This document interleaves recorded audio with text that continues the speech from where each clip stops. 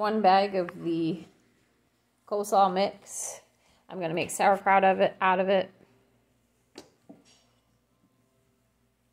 So to make sauerkraut, it's fairly simple.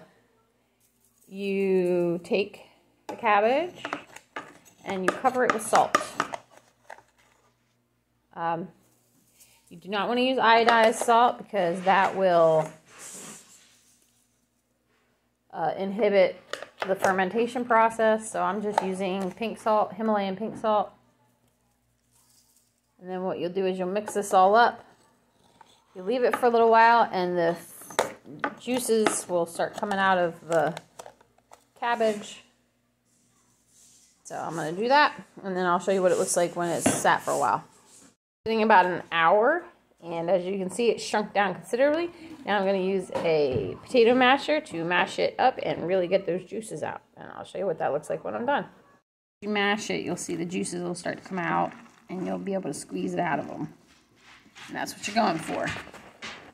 So you just keep on mashing. That cabbage only made a half a gallon, just about. So I'm going to add, to speed up the process, some whey from the top of our sour cream. Unfortunately, we only have 1 container of sour cream. You can get it off the top of plain yogurt or your sour cream, and you just add that to it. And then what I'm going to do, oh, please excuse my son Mason.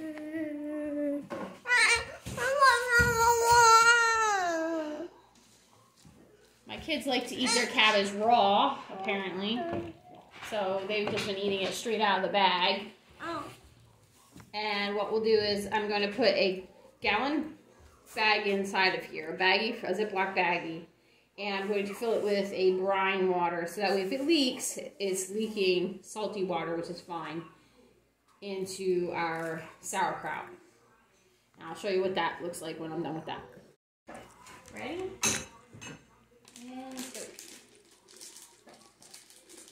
Alright, so I put the bag in there.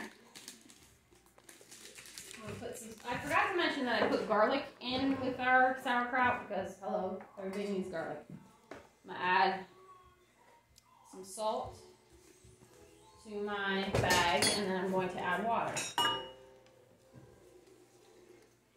And the bag is going to fill up the spaces. Ow, careful. so that the cabbage does not come out of the brine. Now what we'll do is we're going to take our sauerkraut and put it down in the basement. Put the lid on, but only, you don't really need the lid, but I put it on there so I don't lose it. But don't tighten it or anything. And that way, because if you tighten down the lid and seal it, and as it's fermenting, it puts off gases, and those gases will make your jars break or your lids pop. And that's how that's going to work out. Hopefully it works in the basement. So the dehydrator is now filled with cabbage. That's about 1 bag's worth. I plan to dehydrate it and then use it in soups and casseroles. I'm sure the house is going to smell wicked tomorrow, like cabbage. But that's alright. I will have a bunch to put in a jar. Yay! All of that dehydrator filled ended up just being a half of a gallon worth. I'm going to probably dehydrate more.